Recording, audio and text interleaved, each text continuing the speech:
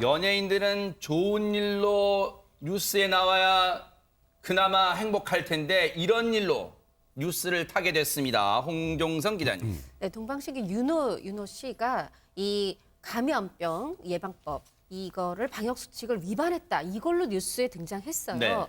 사건이 일어난 거는 지난달 말입니다. 지난달 말이라고 하면 언제냐 하면 지난달 15일부터 이 거리두기 단계가 2단계로 조정이 되면서 이 모든 업소들 뭐 노래방 비롯해서 음식점들 밤 10시까지 영업시간 10시까지로 제한 조치가 있었습니다. 네. 그런데 이 강남의 한 음식점에서 지인 3명을 만난 윤호 씨가 네. 10시를 넘어서 자정까지 함께 있다가 경찰에 적발이 됐습니다. 네. 윤호 씨 물론 바로 인정하고 네. 한순간의 방심으로 많은 분들께 실망드려서 죄송하다, 반성한다 이렇게 했지만 어떻게 보면 좀 뒤늦은 후회가 되는 상황이에요. 서울경찰청 이 윤호 씨에 대해서 감염병 예방법 이 위반으로 입건해서 조사하겠다고 밝히고 있습니다. 아니 백성문 변호사님, 네. 윤호 씨는 밤 10시까지로 제한돼 있는 거를 몰랐어요 혹시? 그럴 리가 없죠. 사실 지금 우리나라 모든 국민들이 다 아시죠. 지금 현재 밤 10시 넘어서는 외부에서 식사를 하거나 술을 마시거나 할 수 없다는 건 다 아는데 아마 윤호 씨가 지금 얘기로는 일부러 그런 건 아니다. 얘기하다 보니까 늦어졌다 이런 것 같은데요. 아무리 그래도 윤호 씨는 대중의 엄청난 관심을 받고 있는 사람이기 때문에 윤호 씨가 이런 걸 위반해버리면 사실 국민들에게 느껴지는 파급효과가 굉장히 크단 말이죠. 네. 이제 그러니까 이 소속사에서 입장을 냈지만 윤호 씨 본인이 또 SNS에 사과문을 올렸습니다. 너무 부끄러워서 스스로에게도 너무 많이 화가 난다. 그리고 너무나 후회되고 죄송한 마음뿐이다. 깊이 반성하며 매 순간 더 깊이 생각하고 행동하겠다. 이렇게 입장까지 다시 한번 내게 됐습니다. 지금 윤호 씨를 향한 시선이 곱지 않은 이유는 여러분 혹시 기억나십니까? 윤호 씨가 이 코로나19 국면에서 의료진들 힘내라고 이른바 덕분에 챌린지를 했던 그런 사람이었기 때문입니다. 관련 영상 한번 보시고 이어가 보도록 하겠습니다. 네, 안녕하세요. 동방신기의 윤노윤노입니다. 덕분에 챌린지는요, 코로나19의 최전선에 서 있는 대한민국 모든 의료진분들께 경의와 응원을 전하는 캠페인인데요. 고생하시는 의료진분들 덕분에 지금도 대한민국 우리 사회가 코로나19 위기를 함께 극복해 나가고 있고요. 네, 이 순간에도 코로나19 진료 현장에서 묵묵히 최선을 다해주시는 의료진분들 존경합니다. 네, 앞으로도 많은 참여와 그리고 많은 사랑과 관심 부탁드리겠습니다. 김유진 아나운서. 저때 모습은 뭐고 12시까지 술 마신 건 뭐고 어떤 게 진짜 모습이에요?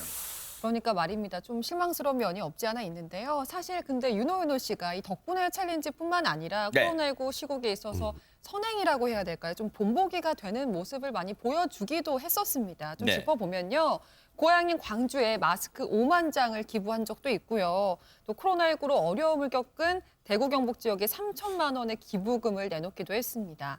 또 하나 화제가 됐던 게 있죠. 지난해 4월에 마스크 디자인 특허 출원을 했던 적이 있는데요. 이게 어떤 거냐면 우리가 마스크를 쓴 채로 음료를 마시려고 하다 보면 먹을 때마다 마스크를 벗고 다시 써야 되잖아요. 네. 이게 불편하니까 쓴 채로 음료를 마실 수 있도록 마스크에 덮개를 만드는 그런 디자인이었거든요. 이런 걸로 디자인 출원을 받은 바도 있습니다. 네. 실제 이 사실이 알려지면서 네티즌들은 어떤 반응을 보이고 있을지도 궁금합니다. 손정혜 변호사님. 다양한 의견이 있는데 워낙에 윤호 씨가 열정 만수르다, 바른생활 사나이다라고 불릴 만큼 긍정적인 이미지를 가지고 있었고 특별한 구설수도 없었거든요. 그런 만큼 이번에 잘못한 일에 대해서 짚고 넘어가야 된다 이런 지적도 있고요. 법이나 원칙은 사람을 가리는 게 아니다 이렇게 비판하는 목소리도 있고요. 실망한다 이런 댓글들도 있는데 또 옹호하는 의견도 있습니다. 과거에 꾸준히 선행을 벌였고 공익을 위해 활약한 만큼 소위 말하는 까방권이라고 하죠. 까임 방지권을 줘야 된다라는 의견도 있고 실수할 수 있다. 다음엔 그러면 안 된다. 조심해야 된다. 이런 의견도 있는데 중요한 건 어찌됐든 방역 수칙을 위반한 점은 또 어떻게 보면 처벌 대상이 될 수밖에 없는 것이기 때문에 이 감염법 예방법 위반 혐의로 조사 중에 있습니다. 김복준 의원님께 질문 좀 드려야겠어요. 물론 네티즌 분들의 비판 이 의견은 자유로운 의견이니까 의견대로 존중은 합니다만 그렇다 하더라도 과거의 선행을 꾸준히 선행을 펼쳐고 공익을 위해 활약한 만큼 까임 방지권 줘야 된다. 이 부분도 포함해서 아울러서 좀 말씀 좀 부탁드릴까요? 뭐 이른바 요즘 젊은 사람들이 이야기하는 까방권 뭐 이런 얘기 등등 하는데 글쎄요 이번 그 실수를 하기 이전까지 분명히 윤호연 씨가 보여준 그 모습은 모범적인 청년이에요. 더더군다나 코로나 사태 관련해서 누가 봐도 정말 좋은 일하고 앞장서서 진짜 모범을 보인다 이런 생각이 들죠. 근데 그 잘했던 모든 것들이 그냥 일순간에 한 번에 이게 지금 사라진 결과가 왔거든요. 그래서 이제 혹자는 그러다 보니까 가방권 줘야 되는 거 아니냐 이런 얘기 하는데 그건 아닙니다.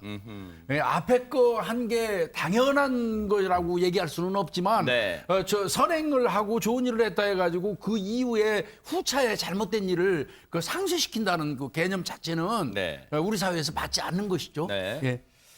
그런가 하면요. 지자체장, 모범을 보호해야 할 지자체장도 이러고 있습니다. 백성문 변호사님. 이건 제가 그 당시에 전해드렸던 소식이었던 것 같은데 그때 굉장히 저희도 많이 분노했었던 뉴스입니다. 지난해 12월 31일이면 정말 코로나 때 위험할 상황이었죠. 맞아요. 네. 그리고 5명 이상 이제 식사하면 안 되는 4인까지만 가능했었잖아요. 근데 연수구청장이 직원들하고 한 10명 정도 우리가 그 얘기하죠. 일명 테이블 쪼개기. 아하. 테이블 쪽에서 마치 다른 사람들로 먹는 것처럼 해서 우리를 같이 먹었다가 이제 적발이 됐는데 아까 조금 전에 윤호연 씨는 사과라도 했죠. 그죠? 근데 고남석 연수구청장 그 당시에 뭐라 그랬냐? 아, 이거는 오전에 회의하다 얘기가 다 안 끝나서 공적인 모임으로 지금 식사를 하는 거다. 그래서 제가 그때 그렇게 식사하는 게 사적 모임이라고 제가 말씀을 한번 드렸었는데 네. 역시 방역당국에서 이건 직원들과 한 단체 식사는 말씀하셨던 것처럼 공적 모임이 아니라 사적 모임이다. 그래서 연수구청장과 직원들 과태료 각 10만 원씩 부과를 했고요. 네. 이 식당 주인은 사실 식당 주인도 잘했다고 할 수 없지만 어찌 보면 식당 주인도 그렇게 와서 밥 먹는다는데 그걸 어떻게 막기 좀 힘든 상황 아니었겠어요? 하지만 식당 주인에게는 과태료가 150만 원이 내려졌습니다. 액수를 떠나서요. 물론 액수도 중요합니다. 그런데 김복준 의원님 예. 그냥 추정입니다만 식당 주인은 무슨 죄입니까? 왜 평소에 예. 그 지자체 이 식당에 속해 있는 지자체 장이 예. 이러이러이러한 상황 얘기하면서 눈 감아달라고 만약에 했다면 식당 주인 입장에서는 그 손님 아무 말 수가 있습니까? 그런데 과태료를 150만 원 식당 주인은 물고 연수구청장 등은 10만 원이에요. 하여튼 무슨 날벼락입니까 이게? 식당 주인이 그렇다고 하더라도 잘했다고 얘기할 수는 없습니다. 네. 명백히 위법한 거예요. 그럼에도 불구하고 그나마 식당 주인 같은 경우는 참 울며 겨자 먹기로 법규를 위반할 수밖에 없었겠다는 그 생각이 들거든요. 왜 네. 그런가 하면요. 자, 음식점이라든지 유흥업소라든지 이런 환경위생단체 이 업장은요. 그 구청장 소속에서 허가내주고 단속권을 갖고 있어요. 네. 더불어서 이분 입장에서 볼 때는 또 코로나 관련돼 단속하는 것도 구청이에요. 네. 그러면 거기에 수장이 나와가지고 쪼개가지고 밥 먹겠다고 그러는데 어지간한 음식점 주인 같으면 강심장 아니고서는 네. 못합니다 이렇게 할 수 있겠어요? 아하. 그런 부분을 본다면 좀 울며 겨자 먹기로 승낙을 한 게 아닌가 이런 생각이 드는데 네. 예, 아마 제가 생각할 때 구청장님 같은 경우는 식당 주인분한테도 간절하게 사과하셔야 할 겁니다. 그러니까요. 지금 이게 물론 김복준 의원님이 정말 중요한 말씀해 주셨어요. 전후 사정이 어떻다 하더라도 분명히 행동은 잘못된 행동이기 때문에 처벌은 받아야겠지만 그 과정에 혹시 그런 상황이 있었다면 얼마나 이게 억울할 수 있겠어요? 정말로 진심으로 지금부터라도 연수구청장은 사과하시기 바랍니다. 그런가 하면요.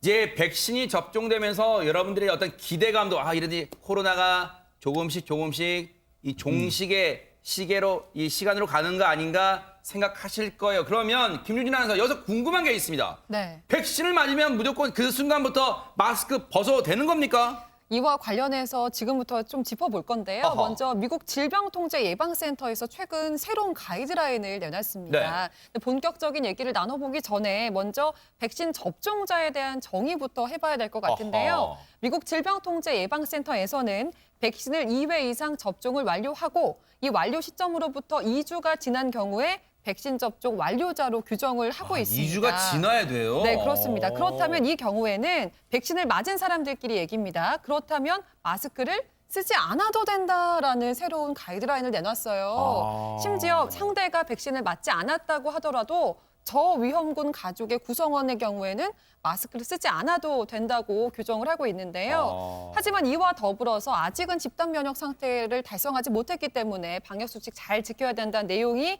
이 가이드라인의 대부분을 아하. 차지하고 있고 네. 어디까지나 이거는 미국의 상황이고 미국의 네. 규정이라는 점도 참고를 하셔야 될 것 같습니다. 미국이 이러한 상황이면 그럼 우리도 그렇게 해당되겠네요라고 생각할 수도 있잖아요. 그래서 방역 당국은 어떤 입장인지 들어보시고 이어가 보도록 하겠습니다. T에서 지칭하는 그 백신 접종자는 완전 접종자를 뜻합니다. 즉 2회 이상의 접종이 완료된 사람들이고 그 다음에 이제 마스크를 쓰지 않고 만날 수 있는 사람들도 그 가구원과 같이 같은 집안에 거주하는 사람들과 같이 제한된 그런 상황입니다. 현재 이제 예방 접종을 시작하는 단계로 아직까지 우리나라에서는 2차 예방 접종이 완료된 사례는 없습니다. 그래서 아직까지는 마스크 착용에 대해서 예외를 검토하지 않고 있고 좀 상황 진행과 또 과학적 분석에 따라서 이 관련 지침들을 조금씩 개정해 나갈 그럴 계획입니다. 완전히 마스크를 벗어버리고 이렇게 활동하려면 아직은 좀 더 시간이 필요하다. 집단 면역까지는 기다려야 된다. 이렇게 말씀드릴 수 있겠습니다. 한마디로 백성문 변호사님, 미국 기준은 그렇고 우리는 시기상조다 뭐 그런 건가요? 네, 그렇죠. 그리고 아직 미국과 우리의 차이가 너무 큰 게 미국이 아까 그 백신 접종 완료자는 2회 네, 접종을 다 마치고 2주가 지난 사람이라고 하는데 우리는 아직 2회를 맞은 사람이 없어요. 그러네요. 아스트라제네카 백신 접종 시작됐고 화이자 백신 접종이 시작됐지만 아직 2차 접종 완료자도 나오지 않은 상황에서 지금 이런 얘기를 하는 건 일단 시기상조고 그러네요. 또 하나는 이제 백신을 다 맞았다고 가정을 한번 해봐요. 네. 근데 아스트라제네카 예방률 한 60% 정도라고 하고요. 화이자 예방률 95%라고 하죠. 그럼 그 틈이 있잖아요.